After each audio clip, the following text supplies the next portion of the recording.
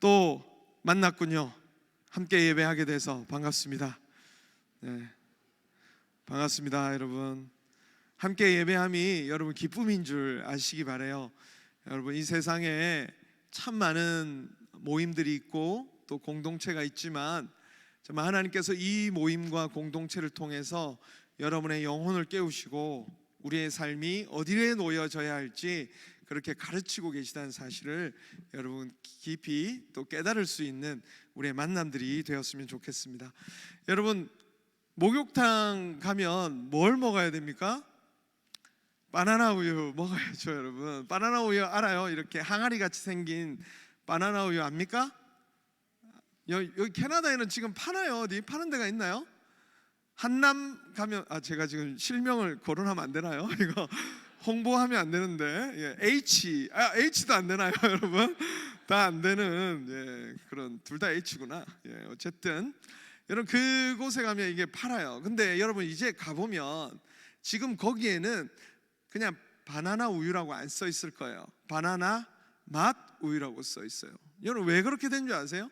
실제로 이 바나나 우유를 사람들이 막 먹었어요. 어떻게? 진짜 바나나가 들어있는 줄 알았어요. 그동안은 평생 속고 살은 거죠. 근데 이 조사를 해보니까 그 안에 바나나가 하나도 안 들어간 거예요. 몰랐죠, 여러분? 그 어느 순간 이 정부에서 이제 법을 바꿨어요. 그래서 바나나가 안 들어가 있으면 이게 그냥 향만 나는 거라면, 맛만 있는 거라면, 그러면 바나나 맛 우유로 바꿔라, 이렇게 해서 지금 바나나 맛 우유로 바꿨다는 아주 옛날 이야기가 있습니다, 여러분. 그래서 지금은 우리가 바나나 맛 우유를 먹고 있는 거죠. 세상에도 보면 정말 우리가 바르게 살고 있다, 우리가 교회를 다니고 있다, 이렇게 얘기하지만 실질적으로 우리가 정말 성도인가? 우리가 정말 예수 믿고 살고, 예수 믿는다라고 얘기하지만 내가 진짜 예수 믿고 있는가? 이게 다르더라는 거예요. 약간 겉으로 보기에는 예수 믿는 것 같은데 맛이 안 나. 맛을 잃어버린 사람들이 있다라는 거죠. 여러분, 오늘 제가 본문의 이 제목을 실천적 무신론자 벗어나기, 탈출기예요. 탈출하는 거. 이런 실천적인 무신론자라는 말이 뭐예요? 백날 내가 입으로는 하나님이 살아계신다, 하나님은 이런 분이셔, 하나님은 저런 분이셔 라고 얘기하지만 실제적인 삶에서 그 하나님이 우리와 아무 상관없이 보이는 사람들이 참 많다라는 거예요. 그 사람이 뭐냐? 실천적으로는, 실제적으로는 하나님이 없는 것처럼 살아가는 사람인 거예요. 그래서 무신론자라는 거예요. 여러분이 겉으로는 하나님이 계시다라고 믿는 거예요. 근데 삶의 현장에 가면 하나님이 안 계시는 것처럼 살아가는 모습을 보일 때 그것을 실천적인 무신론자다라고 말하는 것이죠. 예전에 한번 얘기한 적 있지만 어떤 어린이가 엄마가 500원씩을 줬어요. 500원은 헌금하고 오른손에 있는 500원은 헌금해, 왼손에 있는 500원은 너 깎아 사 먹어. 이 친구가 막 뛰어갔어요. 막 뛰어가다가 걸려서 넘어졌어요. 그러면서 분명히 오른손이었어. 오른손에 있는 동전이 떨어져서 또르르 흘러서 하수구에 뽕당 빠진 거죠. 맨홀에 빠진 거예요. 그리고 나서 이 어린 친구가 잠시 생각을 하더니 이렇게 하나님한테 기도하는 거죠. 하나님, 지금 방금 헌금이 저곳에 빠졌습니다.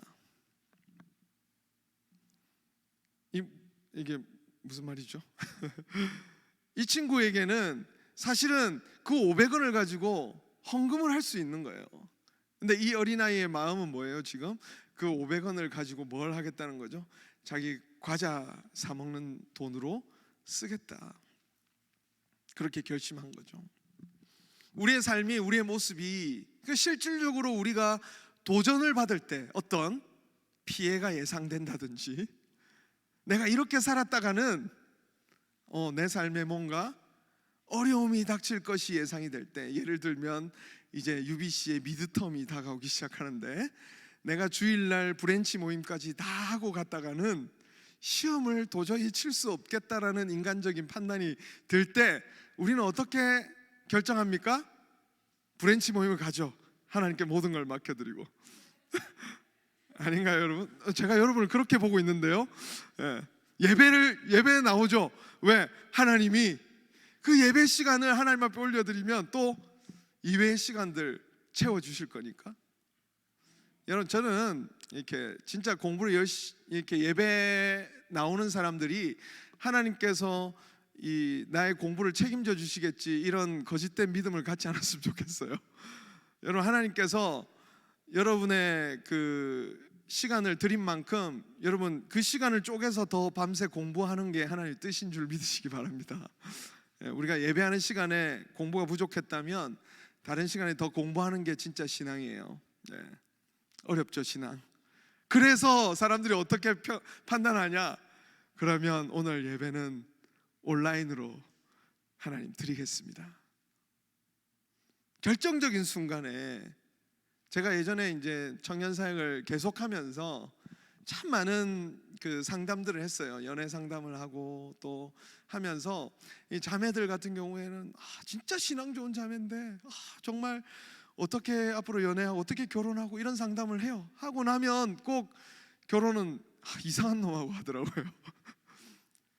결국 그냥 하는 거예요. 그걸 보면서 저거 뭔가 내가 그동안 어떻게 키웠는데 저렇게 결정을 하고 마지막에 판단을 한다. 그게 저는 너무 가슴이 때때로 아플 때가 있었습니다.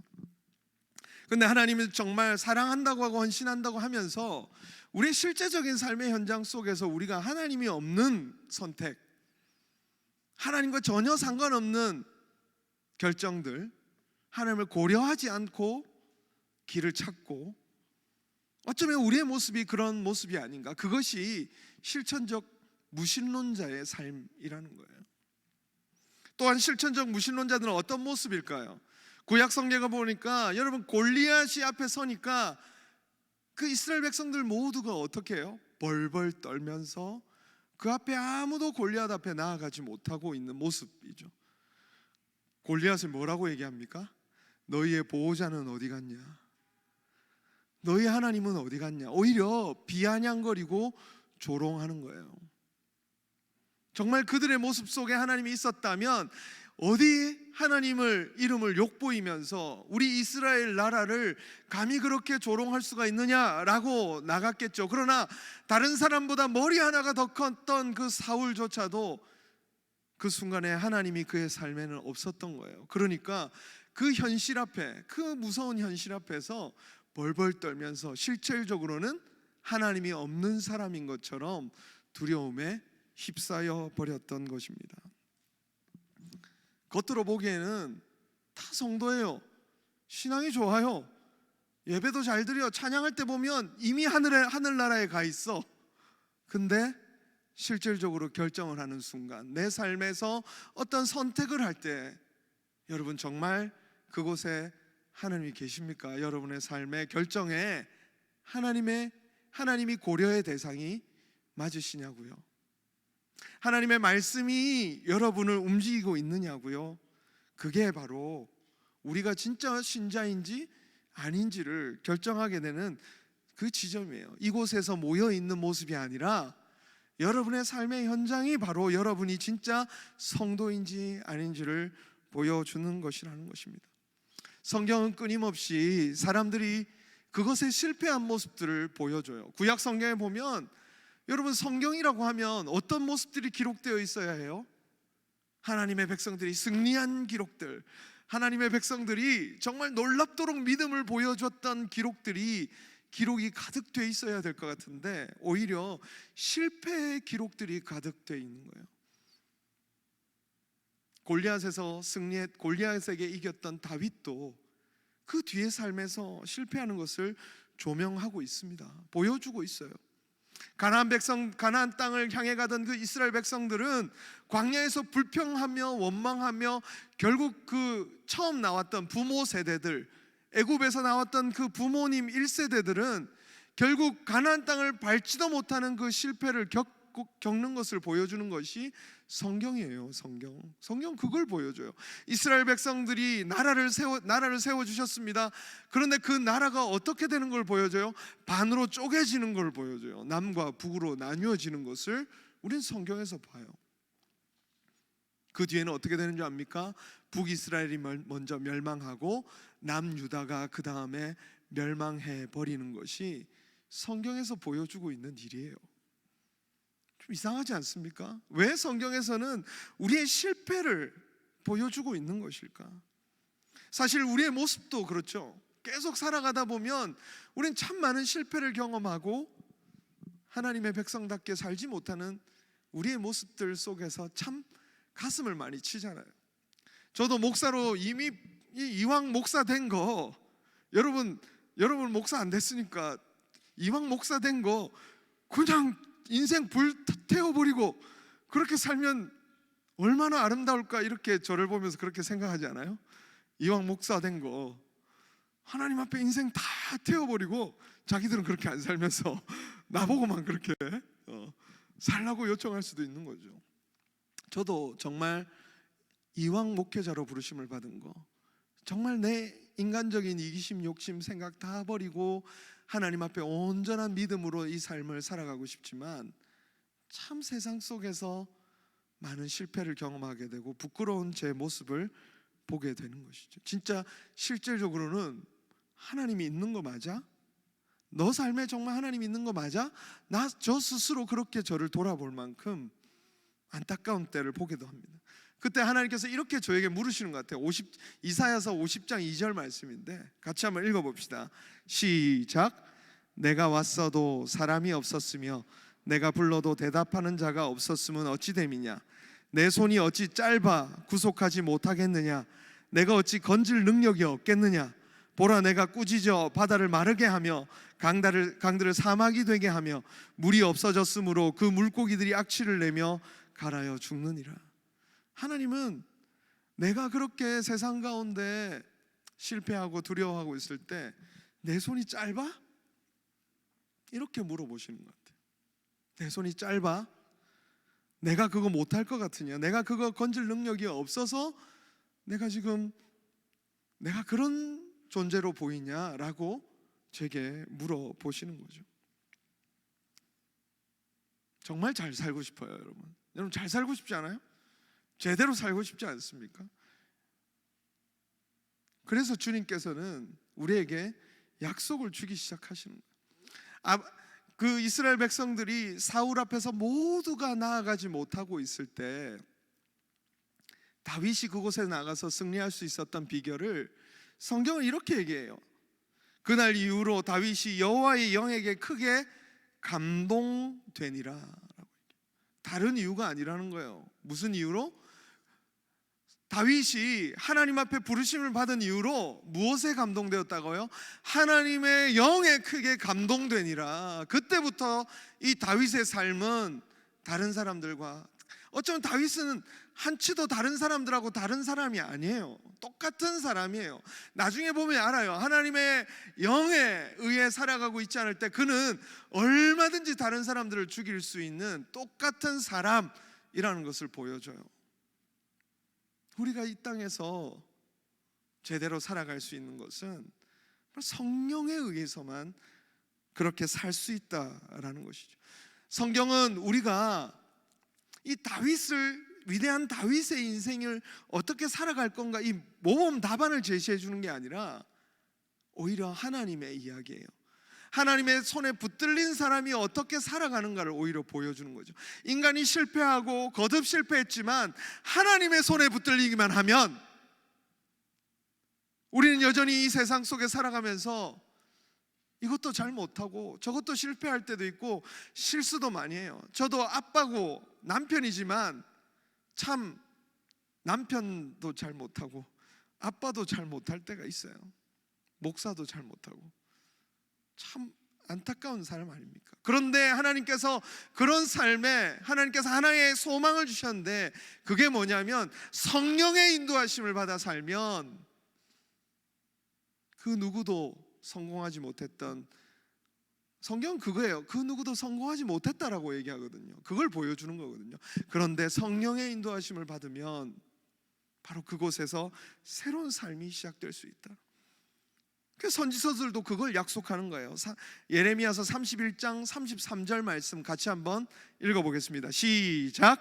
그러나 그날 후에 내가 이스라엘 집과 맺을 언약은 이러하니 곧 내가 나의 법을 그들의 속에 두며 그들의 마음에 기록하여 나는 그들의 하나님이 되고 그들은 내 백성이 될 것이라 여호와의 말씀이니라. 이제 하나님께서 법을 어디에 주셨어요? 원래 십계명 돌판으로 법을 줬잖아요. 밖에다가 주니까 이스라엘 백성들이 다 실패해버렸어요. 그러니까 주님께서 그런 실패한 역사들을 보면서 결국에 하나의 약속을 하시는데, 그 약속이 뭐냐면 하나님의 그 법을 어디에다 주시겠다고요? 우리의 마음에 주시겠다고. 누구를 통해서? 에스겔서 36장 26절입니다. 읽어보겠습니다. 시작.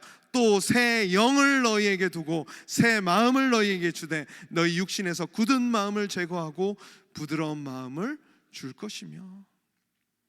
부드러운 마음을 줘서 우리의 마음에, 영혼에 하나님의 법을 새겨서 우리가 주의 영을 따라 그 말씀을 진정으로 순종할 수 있게 되는 인생으로, 이전에는 모든 세대들이 다 실패했던 하나님 앞에서의 참 아름다운 삶, 여러분이 아까 고백했던 정말 제대로 살고 싶지 않아요? 그런데 그 삶을 가능하도록 성령께서 우리 가운데 오셔서 우리의 영혼에 하나님의 법을 새겨주시고 그런 삶을 살 수 있도록 능력을 주신다 약속하고 계신 것입니다.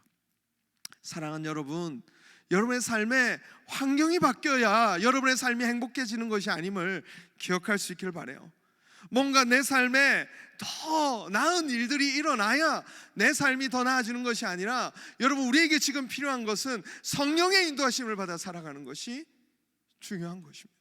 우리의 영혼이 거듭나지 않은 사람이 이곳에 앉아 있다면, 여러분, 아무리 여러분이 외적으로 내가 이곳에서 예배하는 삶으로 나아간다고 하더라도 그것은 하나님이 받으실 만한 예배가 아니에요. 우리의 영혼이 거듭나지 아니하면, 우리의 영혼이 거듭나서 하나님의 영광을 바라볼 수 있는 진짜 영혼의 마음의 변화가 일어나지 아니하면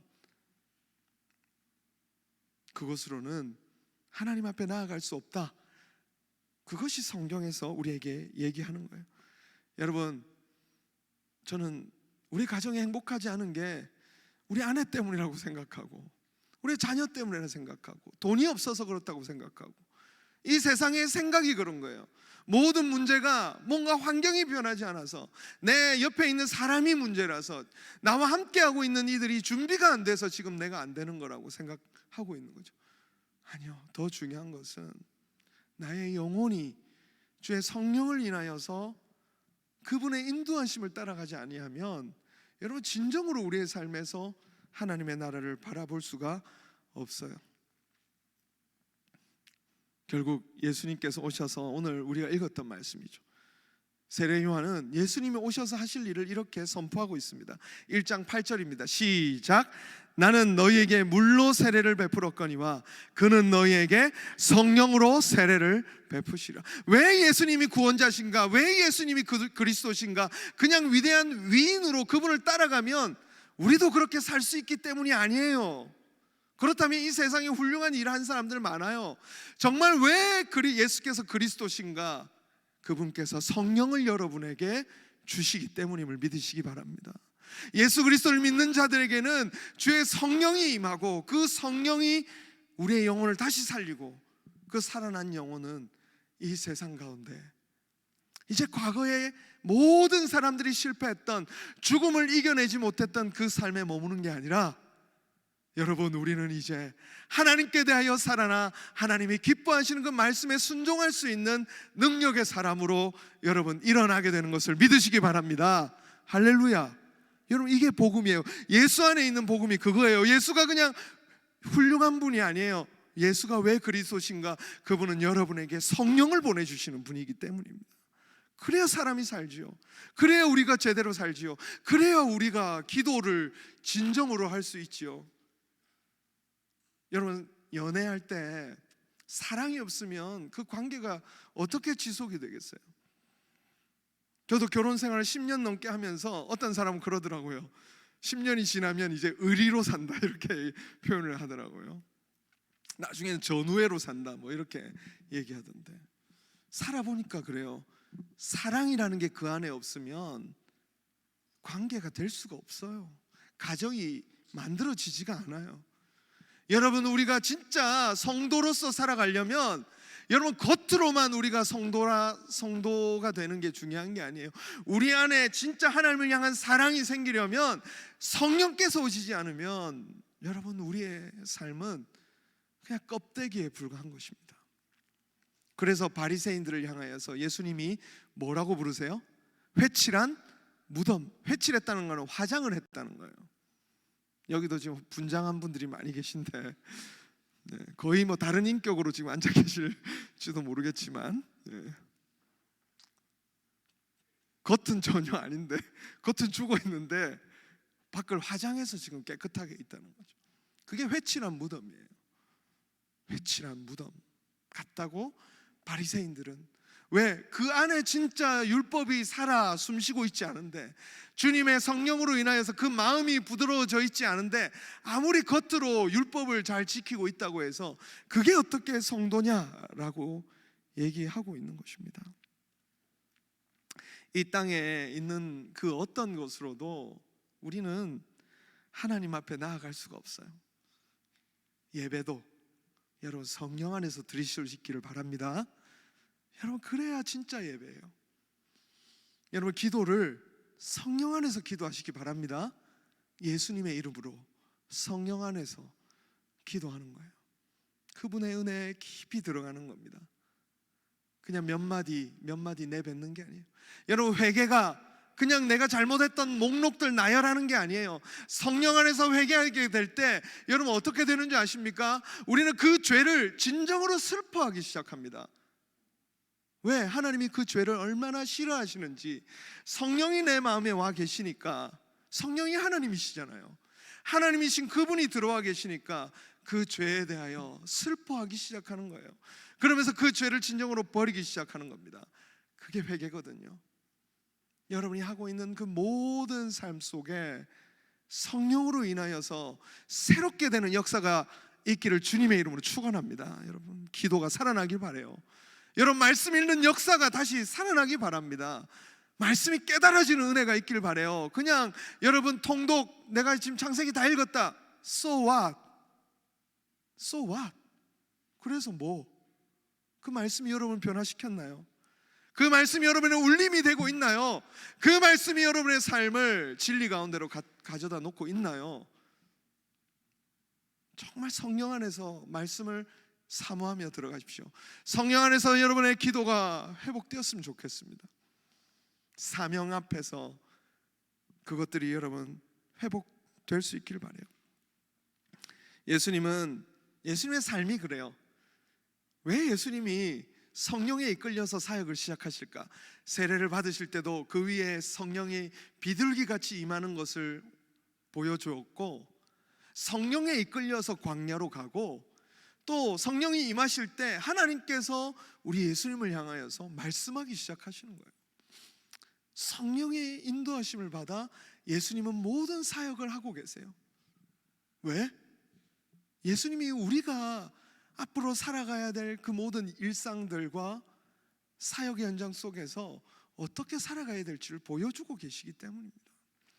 예수님이 먼저 그 일을 우리에게 모범되게 보여주셨어요. 예수님은 그럴 필요가 없어요. 그런데 성령의 인도하심을 받아 하심으로써 그 이후에 우리 같은 믿는 사람들의 삶이 성령 안에서 예수님과 같이 승리하도록 이끄시는 것입니다. 여러분, 성령 안에서 우리는 우리의 모든 삶을 살아가기 시작해요. 그 어떤 사람도 죄를 이겨내지 못했는데, 이 광야는 죄를 극복하지 못한 이스라엘의 어쩌면 이 진짜 실패의 역사가 담겨 있는 곳이 광야예요. 근데 예수님께서 성령에 이끌려서 광야로 가셔서 뭐 하시는 거예요? 이스라엘의 그 실패의 역사, 죄가 너무나도 강력해서 우리의 삶을 아무리 우리가 이겨보려고 해도 그 죄에 대해서 다 굴복하고 다 그 앞에서 무너져 버렸는데, 그래서 그 실패 역사가 가득한 곳이 광야인데 예수님은 그곳에서 오히려 그 실패 역사를 끊어내 버려 주셨던 거예요. 사랑하는 여러분, 여러분의 삶에 이 그리스도를 쫓아 성령 안에 살게 되면 여러분 죄를 이겨낼 수 있다는 사실을 믿을 수 있길 바라요. 여러분의 삶에 지금 여러분이 끊임없이 실패하고 절망했던 그 죄악들, 여러분의 욕심들, 굴복했던 그 삶들로부터 여러분 이길 수 있습니다. 이길 수 있어요. 이길 수 있습니다. 여러분 믿으시기 바라요. 이길 수 있습니다. 성령 안에서 여러분 이겨낼 수 있어요. 아무리 그것이 달콤해도 여러분 이겨낼 수 있습니다. 버릴 수 있어요. 우리는 성령을 의지해야 합니다. 성령의 열매를 맺어가야 합니다. 성령께서 어떻게 도우시는가? 첫 번째로 성령께서는 여러분이 하나님을 알도록 도우실 겁니다. 하나님을 알아야 순종할 수 있거든요. 하나님을 알아야만 우리는 진리 가운데 나아갈 수 있거든요. 성령은 여러분이 하나님을 진짜 알도록 인도하실 거예요. 예수님께서 첫 번째 시험이 뭐죠? 돌을 떡이 되게 하라 말씀드렸죠. 능력이 있어요. 예수님은 배고파요. 우리 같으면 어때요? 벌써 만들었지. 배고픈데 능력이 있어. 여러분 돈 있으면 여러분 필요한 거 고민 안 하죠? 바로 사죠. 고민하나요? 바로 예수님은 안 만드시고 먹고 마시는 것 앞에 굴복하지 않고 공급하시는 하나님의 인도하심을 기다리시는 거예요. 그리스도인은 공급하시는 분이 누구인지를 아는 거예요. 여러분 왜 두려움이 생깁니까? 왜 여러분의 현실 속에서 두려움이 생겨요? 여러분에게 진짜 필요한 것을 공급해 주시는 분이 누군지를 때때로 모르기 때문입니다. 왜 기도하지 않습니까? 왜 여러분 어려움이 닥쳤는데 기도하지 않을까요? 하나님이 안 보이니까 어떻게 기도를 해? 기도할 때 뭐해요? 눈 감죠? 그 말이 뭐예요? 내가 내 앞에 있는 거 안 보고 하나님 보겠다는 게 기도할 때 눈을 감는다는 뜻이에요. 하나님께서 필요한 것들을 때때로 공급하시고 채워가시는 분인 줄 믿으시기 바랍니다. 성령께서는 여러분을 그런 믿음의 자리로 인도하실 거예요. 성령을 의지해서 그 자리로 나아가십시오. 두 번째로 성령은 세상을 선택하지 않고 하나님을 선택하도록 도우실 겁니다. 여러분이 정말 잘 살고 싶다고 했던 그 고백의 현장들 속에서 성령을 의지하십시오. 그럼 성령은 여러분이 하나님을 선택할 수 있도록 도우실 거예요. 욕망이 일어날 때가 있습니다. 그때 두려워하지 않고 주님을 선택할 수 있는 용기를 허락해 주실 겁니다. 아까 찬양에서도 나왔죠. 거룩히 살아갈 힘을 하나님이 주시는데 성령께서 우리 마음 가운데 부어주시는 마음이에요.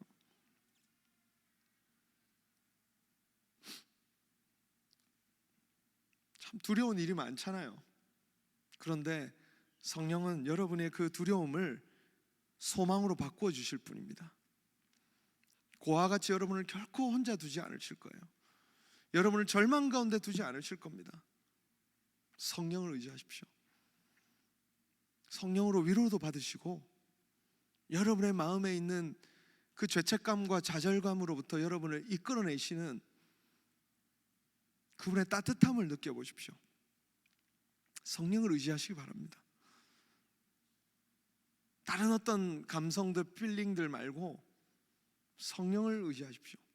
성령은 여러분이 세상이 아니라 하나님을 선택하고 거룩하게 살아갈 수 있도록 여러분에게 힘을 주실 것입니다.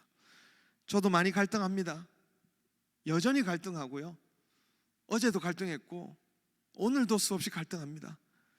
그러나 잠잠히 눈을 감고 성령님 도우심을 구하면 주님을 선택하게 도와주세요. 제가 한동안 이 찬양 정말 좋아했습니다. 크고 작은 갈등을 겪곤 하지만 나는 결국 주님을, 저만의 라임이에요. 주님을 선택합니다. 예, 우리는 그렇게 주님을 선택하는 법을 성령의 인도하심을 받아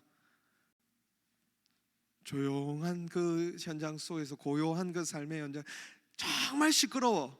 근데 우리는 그 속에서 주님의 인도하심을 따라, 성령의 인도하심을 따라 하나님을 선택하는 것입니다. 세 번째로, 성령은 살리는 길로 여러분을 안내할 거예요. 성령은 살리는 영이세요. 여러분의 영혼을 살리셨듯이 성령을 이끄심을 받아가는 곳곳에는 생명의 역사가 나타나요. 저는 여러분과 신방하는 걸 좋아해요. 그만큼 대가지불이 크지만 피곤하고 목도 상해요. 제가 목도 계속 안 좋아요. 근데 신방이 좋아요. 왜냐하면 그때 성령은요, 우리의 대화 속에서 살아나게 하는 역사를 일으켜 가시는 것 같아요. 회복의 역사를 일으켜 가시는 것 같아요. 제가 정말 많이 경험한 건데, 제가 정말 기도하면서 하나님, 우리 청년부에 필요한 것, 이런 것들이 정말 제 눈에는 이게 좀 잘 됐으면 좋겠고 이게 좀 회복됐으면 좋겠습니다. 그렇게 소망을 가지고 기도하는데 어떤 친구들과 딱 신방을 하다 보면 그 마음을 갖고 있는 친구들을 만나요. 정말 놀랍고 감사해요. 성령은요, 살리세요. 그러면서 제가 어쩌면 조금 이게 어떻게 하지 때로는 낙심이 되려고 하는 그 상황 속에서 제 마음이 다시 일어나기 시작하는 그 은혜를 경험하게 됩니다. 설교는 또 어떻습니까? 저는 설교하는 게 너무 좋아요, 여러분. 그만큼 대가지불이 심각해요. 설교 준비하려면요, 제가 이번 주에도 수요일 설교하고 주일 설교하는데 총 시간을 몇 시간을 투자했는지 모르겠어요. 72시간이 넘는 것 같아요. 오반 것 같고요. 오늘도 사실은 5시부터 제가, 왜냐하면 설교를 준비할 때 어떤 날은 진짜 안 풀리는 날도 있어요. 그런 날은 5시부터 진짜 9시까지 그냥 풀로 앉아서 계속 들여다보는데도 마음이 이 설교 준비가 잘 안 될 때도 있거든요. 그런데 설교 현장마다 하나님께서 살리시는 역사가 있어요. 그래서 제가요, 설교를 준비하는 만큼 뭘 더 많이 하는 줄 아십니까? 여러분, 기도를 합니다. 설교를 준비하는 만큼 기도합니다. 왜? 여러분, 이거는 내 일이 아니에요. 또 제가 준비하지만 이거는 성령께서 살리는 역사라는 것을 제가 알기 때문에, 여러분, 저는 이 사역을 하면서 그만큼 기도합니다. 여러분이 어떤 일의 현장 속에 있든 성령의 인도하심을 따라가면 그곳은 살리는 현장이 된다는 사실을 믿을 수 있기를 바랍니다. 살아나는 현장이 될 거예요. 성령을 따라서 여러분, 곳곳이 사람들이 살아나고 한 영혼이 다시 꿈을 찾고 다시 소망을 얻게 되는 그 비전을 가지고 여러분 들어가십시오. 환경이 바뀌기를 바라지 마시고 성령의 인도하심을 받아 그곳이, 그 어려웠던 그 환경이 변화되는 것을 경험하는 우리 모두가 될 수 있기를 바랍니다. 우리 예수님이 이 땅에 그 모든 일들을 다 이루시면서까지, 고난을 당하시고 부활 승천하시면서까지 이루고 싶었던 그 일은 성령을 우리에게 보내주시는 일입니다. 그런데 혹시 성령이 지금 여러분의 삶에 어떻게 계십니까? 성령이 이끌고 계십니까? 아니면 여러분의 자아가 여러분을 이끌고 있습니까? 그것만큼 여러분이 실천적으로 무신론자로 살아갈 건지, 아니면 진짜 능력 있는 성도의 삶으로 살아갈 건지가 결정이 될 거예요. 여러분의 자아를 따라 살겠습니까? 성령을 따라 살겠습니까? 성령을 따라 살기를 선택하는 오늘 아름다운 여러분의 청년의 시절이 될 수 있기를 주님의 이름으로 축원합니다. 이 시간 우리 찬양합시다. 웨이메이커 우리 다시 한번 찬양할 텐데, 주님이 여러분의 삶에 아름다운 길을 만드실 거예요. 그런 주님이십니다. 기적의 하나님이십니다.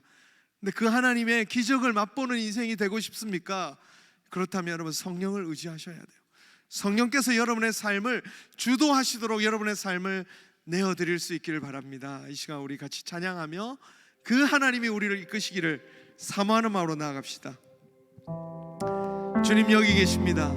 우리 가운데 운행하고 계신 주님, 주님을 예배합니다. 성령 하나님, 우리의 삶에 예배받으시고 합당하신 하나님이십니다. 내 삶의 주인이 되어 주시옵소서. 우리 같이 찬양하겠습니다. You are here, You are here, moving